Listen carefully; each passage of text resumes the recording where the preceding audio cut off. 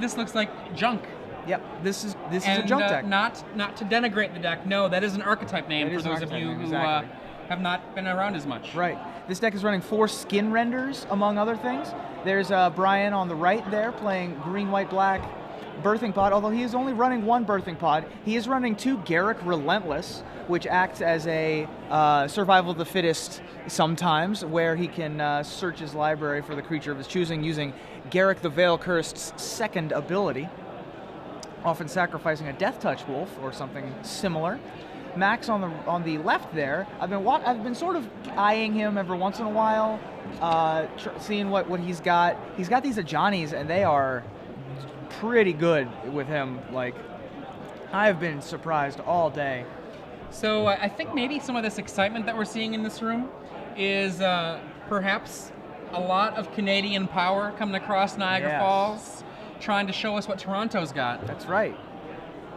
This is basically an event that is as close to Toronto as we can get without crossing over that line. That's exactly right. We're an hour away from Toronto because we're in Buffalo. And we're going to get right in with the action. Brian starts off with Bird of Paradise off of Razor Verge Thicket. Okay, Bird v. Bird. This is a mirror opener.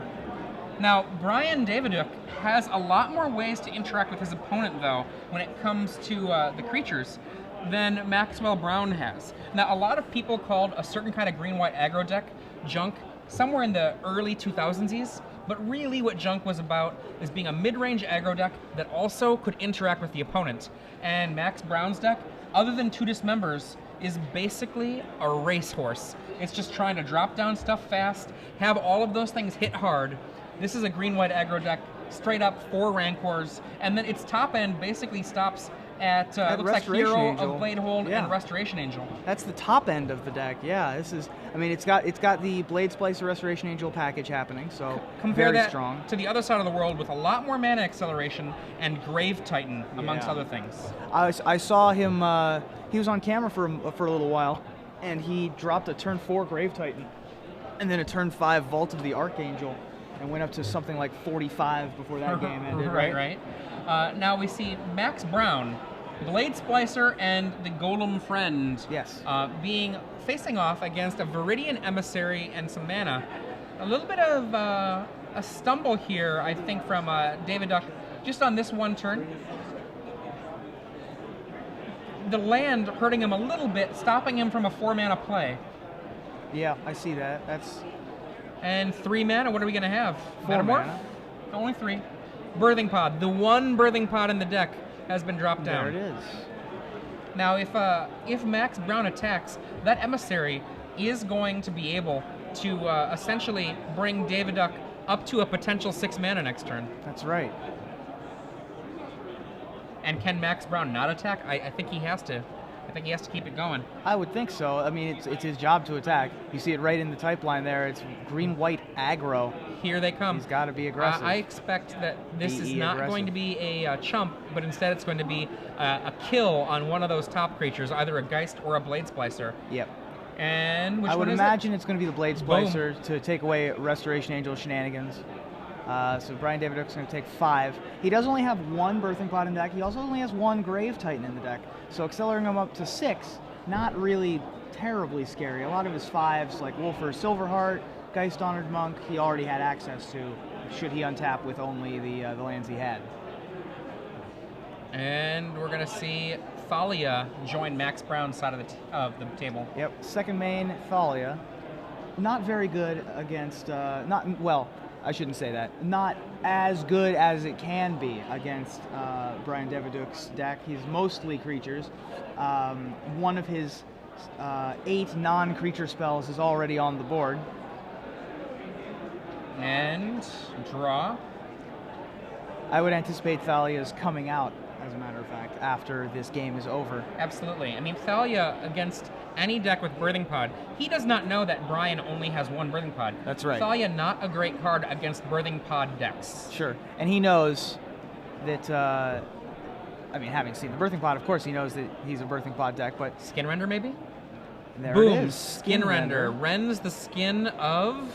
Possibly Thalia. of Thalia. And then I think the Skin Render is going to turn into something. It sure is. I was going to say, Skin Render taking out a Golem doesn't really it doesn't really fly with me flavor-wise. Are we gonna Golems don't really have skin. At 5, it could be a acidic slime.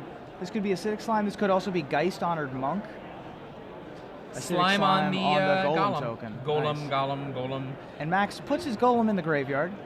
Technically, it does touch the graveyard for just a second for purposes of enters the or goes into the graveyard effects or leaves play abilities, but then it promptly vaporizes and disappears. We see 2 more mana. There's some more Strangleroot Geists. And now Brian has an interesting question to ask himself. Does he get rid of this 5 casting cost creature or not? I might just take the damage to get the Grave Titan. I absolutely think taking the damage here is the way to go. Look at this. He's thinking about it. He's thinking about it.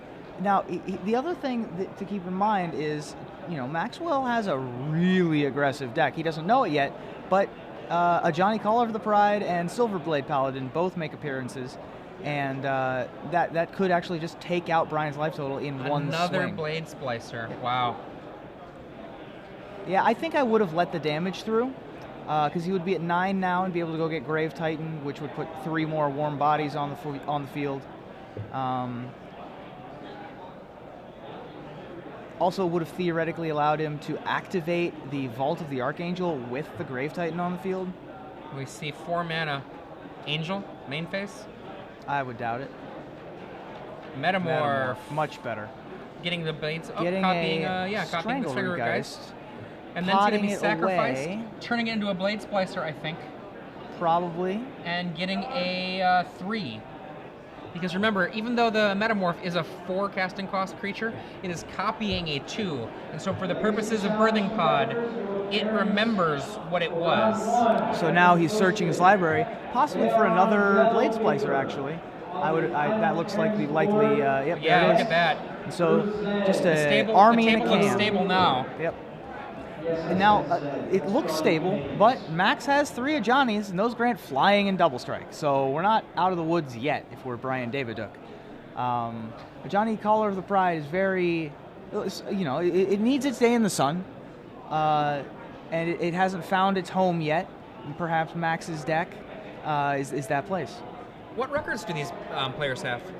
I believe these are both X and 1s. They might be Exos. If you're just joining us, I'm Adrian Sullivan in the booth with Ruben Bressler. And this is the 7th round of 9 rounds here at the Star City Games Live Open Series in Buffalo, New York. And we're on Max's turn. He's just untapped after Brian Daviduk put a battalion on the field after playing Phyrexian Metamorph as a Strangleroot Geist, sacrificing it to Birthing Pod, getting it back as a Blade Splicer, and getting a Blade Splicer of his own. So that was quite the amount of power put on the board, and the only thing that Max can muster this turn is an Avacyn's Pilgrim. Yep. Now, Brian Daviduk, he is not playing a strict pod list, only 1 pod in his deck, but the nature of what his deck looks like is reminiscent of Naya Pod, of Rug Pod, and in this kind of matchup, I have to think that unless Max Brown does something awesome like a Johnny, I think that Brian overall has the advantage in the matchup. Just able to go a little bit bigger and a little bit more suppressing than the other deck might be able to handle. That's often been the case with Birthing Pod decks. For example, when a Naya Pod deck plays against a Naya aggro deck, it's sort of back and forth. Both players have Blade Splicers. It's just so, both players have Huntmaster of the Fells, for example, and the Naya aggro player just has a few more aggressive elements, maybe a couple more Geist Honored Monks or something like that, whereas the Naya Pod deck can go up to Inferno Titan and Elesh Norn and take over a game that way. And so I think that in the matchup of pod deck versus pod or non-pod deck of the same color, it makes sense to me that it would go the other way. Wow! And Brian Daviduk searches up a Restoration Angel, gets flips the Metamorph back into a Blade Splicer for yet another Golem. Yeah, geez, he's amassing quite the ground pound here. The only thing that really matters, I think, though, is that he has a Restoration Angel and that thing is flying. It's possible that he can just untap and swing out with the Vault of the Archangel activation, because that'll put him well out of range of death. Yeah, right now, by having that flyer, I think he is now immune to the Ajani possible kill that Max had as a potential opening. Right.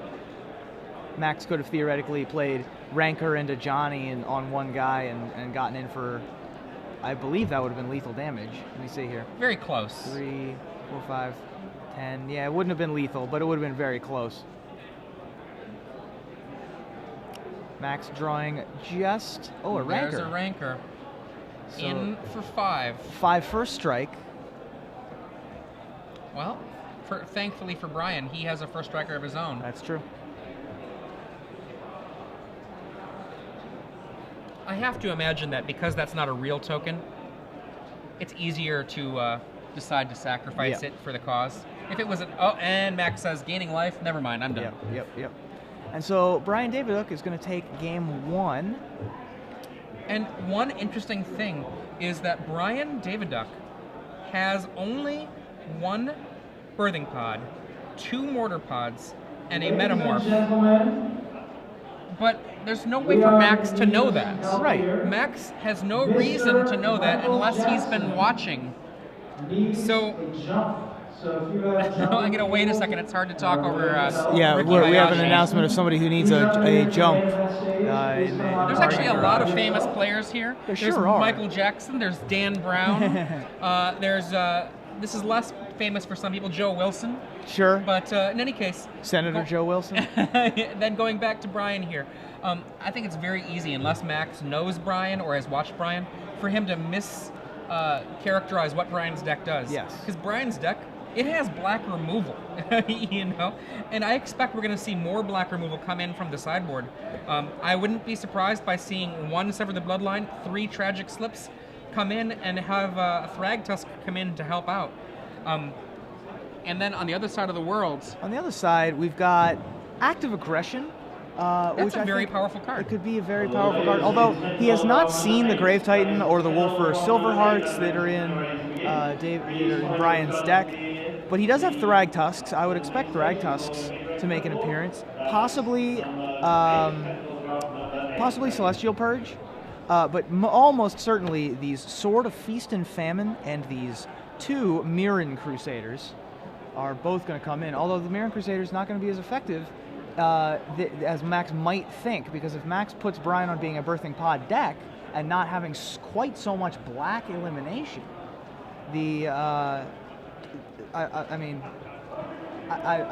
think that it would be very easy for the white part of the deck to hold off a Mirren Crusader long enough for the black elimination to literally take over the rest of the game, and just leave the 2/2 double striker to its own devices. I mean, I don't think that I'm sorry, I don't. We're hearing the head judge there. Hard to hear myself there. I don't think we could fault Max Brown if he mis-sideboarded here. And not saying anything negative about Max, more just that his opponent, Brian Daviduk, not only is playing a deck that's off the radar, but also showed elements of a deck that he's not exactly even playing. What his deck is. Here's the other thing about Maxwell's sideboard. He has Active Aggression, Crushing Vines, Thragtusk, Gut Shot, Sword of Feast and Famine, Mirren Crusader, and Celestial Purge. I think that he could make an argument to bring in literally all of those cards in different situations in this matchup. I mean, let's pretend that you had a magic way of sideboarding where every once in a while you were allowed to draw the card of your choice from your sideboard. Yep. All of those cards would have a reason to be drawn. Absolutely. Literally every single one of the 15 cards in his sideboard would have a reason to be drawn. Yep. Now, I wouldn't have suggested to him, though, hey, side jam in all 15. these cards. Yeah. Well, he's certainly taking out Thalia. And so there's 4 that open up. Perhaps these Silverblade Paladins are a little small compared to Skin Renders that he saw in Game 1 and other black elimination he could theoretically put them on. So there's 6 that he could take out. But beyond that, there's not a lot you're going to be able to take out of Maxwell's main deck.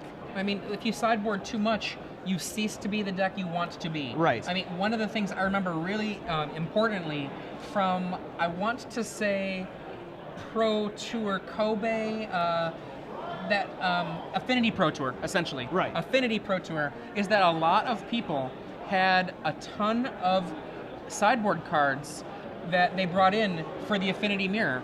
And then they would be like, I don't understand. I keep losing the mirror. I keep losing the mirror. Well, why? They ceased to be an affinity deck. That's exactly right. They brought in so much stuff, they ceased to be a deck. Now, if you're going to do a transformational sideboard, you have to be able to successfully transform. I mean, let's pretend that you partially transform into something. Yeah. It's just not very impressive. Exactly. Well, I think that it's a symptom of a lot of players to not play enough sideboarded games. I think a lot of players play a lot of game 1s and not a lot of game 2 and 3s. I'm not saying that's the case here. Both of these players appear to be very confident and competent with their respective decks. I'm just saying that it is a symptom, and so he might be prone to over sideboarding. It's possible. I'm not saying that it's probable. I would certainly, I have no idea how either of these players play. I do think that there is a general trend in Magic players that if they don't play enough game 2s and 3s, that's a problem. Yeah. Okay, turn 1, both players lay lands. No nothing mana else. guys for either player. Turn 2, Max Brown. Geist and Strangler on Geist in. for 2. The Geist, very effective early, but will quickly get outclassed by Brian. Yeah, I don't think Geist actually shines very much in this matchup. You know what? I think Viridian Emissary shines a lot more than the Geist does. I completely agree with that. And so being slightly more controlling definitely favors Brian. Brian drawing his cards in the wrong order in this game. Turn 2, Bird of Paradise. And we have double striking that is hot. Strangleroot Geist with Silverblade Paladin. And they are best friends for at least as long as they live. They've made a relationship. You know, what was that story? Was that the Channel Fireball guys were preparing for the Pro Tour, and they were testing with one of the Japanese players, and the translation of Soulbond into Japanese is very similar to that of Get Married. And so he would, whenever he played something with it, he would be like, make relationship, at which point everyone else on the team decided to do the same thing. So Max Brown attacking with his double strikers, but we have a Restoration Angel coming in. And will he be allowed to block? If so, goodbye Paladin. The Paladin will, still on the converse, take down, kill out the Angel. And that seems still so deal strange, 4. though, an Angel killing a Paladin and vice versa. Well, you know, strange days. Fair enough. These are hard times we have, and sometimes a Paladin and an Angel have to do things that they might not otherwise do. What do we have? Dismember. Luckily, we have Dismember to avoid the political strife. Thank God the Angel only had one of its limbs torn off. That's right. Very distracted though, so it decided to go to the graveyard instead of trying to stick around and block with only one arm. Well, I mean, so this is 8 damage coming in for Max. Going to send Brian to 6. It's a fair amount, and he's still not done. And he's not done yet. There's a Bird of Paradise. So that's one of the things that bothers me about green-white aggro as a deck in general, is that if you can deal with the first wave of threats, then there's another wave of threats often. But if you deal with 2 waves of threats, then it just happens to be like, here's a bird, go. Here's an Avacyn's Pilgrim, go. Notwithstanding a sword or a Gavany Township, which certainly changes the equation. Well, I mean, if you look at traditional successful decks in this color combination, they often have some other plan of attack. Yes. And here, do we have the kill? This could be the kill. This is a 4/1 double striking Strangleroot Geist. If Brian's going to need one of his instant speed elimination spells, I saw Crushing Vines. I saw one too. Wow. Crushing Vines against this green-white aggro deck. It does take down a Johnny flown creature. If you say to the air, Crushing Vines can take it down. That's true. Well, he doesn't know that he has a Johnny. But what he's seen is Restoration Angel. What he's probably assuming is swords of some kind. That's reasonable. And a Johnny's not on his radar, but it will work. And that's going to pack it up. That's plenty of damage caused by trampling Strangleroot Geist. Swords is a totally reasonable thing to see.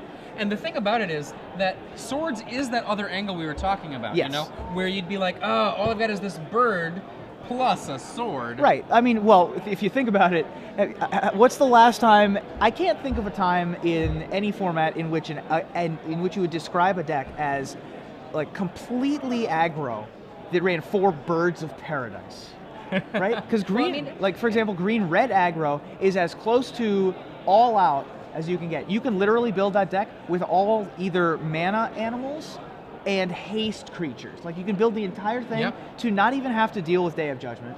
really. I mean, until later, but you still get some value out of your guys. And that deck's running 4 Birds of Paradise. Well, I mean, I think the last time we saw that very commonly was, and I know it has existed since, but just not on as high on the radar. The last time was the so-called Frog in a Blender deck. Oh, sure. From Odyssey Block Standard in 2002. Right. I preferred to call that like green-red heat. Yeah, or just green-red aggro. But Frog in a Blender was what a lot of people called Why was that deck called Frog in a Blender? It was if the I art remember on one correctly, of the it was cards. the art on one of the cards, and plus that you would be using Reckless Charge on your cards, and sometimes right. that would just, you'd like put them in and put this red card on them. Yeah. So the green card, you'd put the red card on them. Sure. And, Okay. And then previous to that, the only time that I can think of was back when Rancor was in Standard, because you could make a 2/1 flying guy, and that was often just good enough. And Rancor is back. And Rancor is back, so it's not surprising that green, white, and green, red aggro are running Birds of Paradise.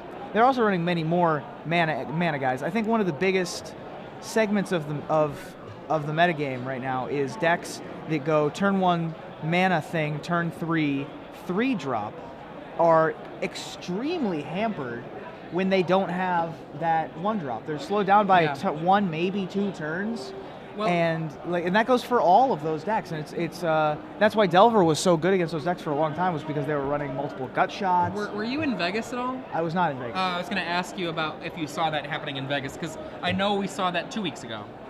Saw what? Just the one, gut shots, yeah. taking down a lot of the ones. Well, the format's shifted a lot in the last 2 weeks to now being pretty much hitting a real sweet spot of 3 decks. Now, for some reason, I haven't seen as much zombies this weekend, but the 3 cards that were sort of doing the rock, paper, scissors dance were Delver of Secrets / Snapcaster Mage, Bonfire of the Damned, and Blood Artist. But we haven't really seen any Blood Artists. Well, one of the things that Patrick and I were talking about earlier is that it's very possible that black-based aggro has just been overshadowed by green-based aggro now that Rancor exists. Yeah, that's a fair point.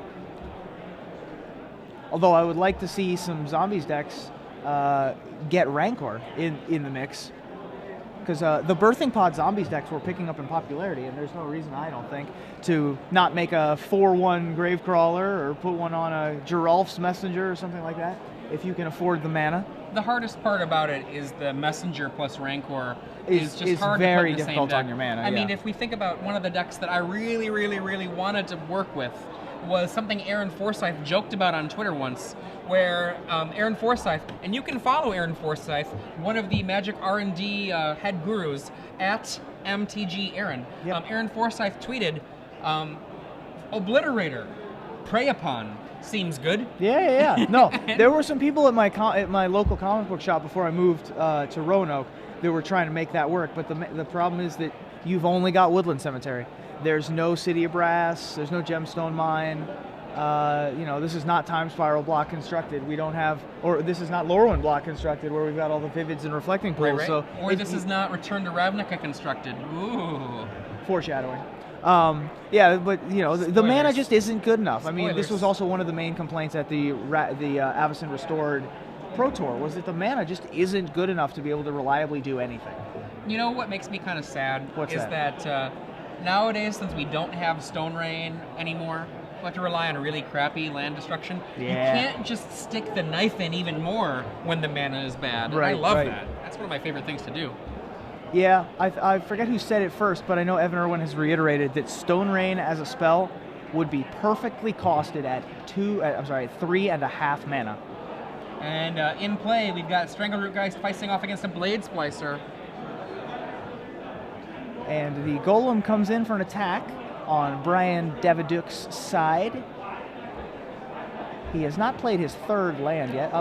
So Max will block, turn his guy into a 3/2, playing another boy. Blade Splicer. Oh, jeez. Now, one of the things that a lot of players said just a few weeks ago is, Blade Splicer, man, that's a card I can't beat. Yep. And hey, you know Max what? Brown can join him. Yep. 2's company, 3's a crowd, and now we've got 8 guys on the board, and it's turn 3. Standard is very cluttered board states with lots of creatures that make other creatures, like Blade Splicer and Huntmaster of the Fells, Geist Honored Monk. And so the trump card is often flying creatures, and that's why Restoration Angel has become such a popular thing. Also, on top of that trump card, Bonfire of the Damned. I'm not sure how much Bonfire of the Damned you've gotten a chance to watch today, but of course, whenever ground stalls are a problem, the parity breaker tends to be Bonfire. Sadly, very little. So a Tragic Slip is going to take care of one of the Golem tokens that was blocking one of Brian's Golem tokens, making it a 2/2. The Blade Splicer is staying alive. No, it's getting Tragic Slipped. I see. So the Blade Splicer got Tragic Slipped, so the Golem would lose First Strike. And they're checking to see if it's all Golems have First Strike or all the Golems you control have First Strike. It appears to be that it's just you control, as is the case with most things these days. And so the Blade Splicer left Max's side of the board.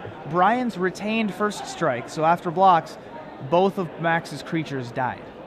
What a just amazing little bit of a trap there. This is the strength of the black removal that you can see in an actual junk deck, as opposed to if this was just a Birthing Pod deck, which often does not have any instant tricks. Yep, and just a little bit of a slip is all Brian needed.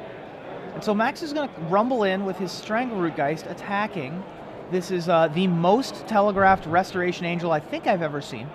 I bet this Cavern Souls named Angel, then he attacked with Strangleroot Geist. I'm not sure Brian would put him on anything. Oh, it named Human. Okay, well, oh, jeez. Well, that's a giant wolf. That's a giant wolf or Silverheart being paired with Blade Splicer, making it a 5/5. So we have a 5/5 Blade Splicer and two 3/3 first striking Golem tokens. Here's a Restoration Angel coming in for Max, blinking the Strangleroot Geist. Strangleroot Geist will stand in front of the now much larger Blade Splicer. The Restoration Angel will take care of a Golem, and Max will drop down to 14. But Brian paid 5 mana and got 12 power on the board, and I'm not sure Max can answer that reliably. Okay. Wow. So now, go ahead. I was going to say, one interesting thing is if he did bring in the active aggressions and he gains control of the Wolf or Silverheart, that will break the soul bond because it changed control of creatures, and you can't have soul bonded pairs opposite sides of the board. Are you saying that people that are best friends can't fight on other sides of the war? That's correct. Oh man. It would just break it. It would break them apart. Brother is what I'm versus saying. brother. Split asunder. Yep, this is dangerous times we live in. And sometimes. Rancor and a magic card off the top or off the side of the library. Off to the bottom of your I can't screen see there. What it is. I'm not sure, but it might be an Ajani because it appeared as if he tapped 3 and gave flying and double strike to the Strangleroot Geist. So that would be 1, 2, 3, 4, 5, 10. Ouch. So if Max can survive the swing, well, he can't activate the Ajani again. So that's one thing. So Max is threatening lethal. Aziz Elduri comes into the room. To the air, he says. And unfortunately, not enough to kill him, but a very good start. There it is.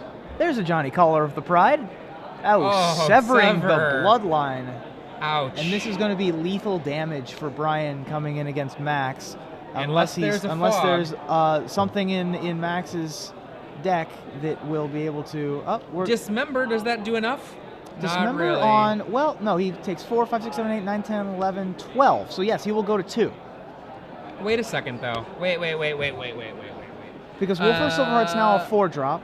I think that's... 4, 5, 6, 7, 8... It's too late for me to do the count. I wanted to do the math, but what was the result of that match, you ask? It depends on what that math worked out to. Yep, it looks like 2-1 for Max is what just happened. Is it 2-1 for Brian or 2-1 for Max? Looks like Max is the winner, is what that says. So, okay, so yeah, what happened that I said is what happened. So He dismembered the 5/5 Blade Splicer, making the Wolf for Silver a 4/4. He took 4 from that, 3 from the Blade Splicer, 1 from the Blade Splicer, and 3 from the Golem, taking 9 damage, dropping him to 5. And then on the swing back, it was lethal damage because he could put a +1/+1 counter on the Strangleroot Geist. Yep. Attack with the Strangleroot Geist. It was a 4/3 that had a Rancor on it with an additional +1/+1 counter. You know, Brian was actually too aggressive there. Yes, he was. Brian could have held something back, and there was not enough counters on a Johnny to be able to go to the air. That's right. And not enough to actually kill Brian. He would have been dropped down very low. I think that Brian probably could have kept at least a guy back. Yeah. I think that was a little bit of a mistake, but you know, the only way that's a mistake is if Max has one of his 2 dismembers, and it's not like he was telegraphing. He does not know, though. I mean, he does not know how many dismembers Max has. He just knows that every game Max has cast a dismember. That's fair. But that seems to be the only thing in his deck that could have possibly been the out there, is my point. I hear you. So, I guess I feel like this, though, right? If you've got the kill anyway, if he doesn't have the dismember, then just put that much forth. Absolutely. He was attacking with lethal damage. Yeah, I mean, but he could have still been attacking with lethal damage and leave back the 1/1 Blade Splicer.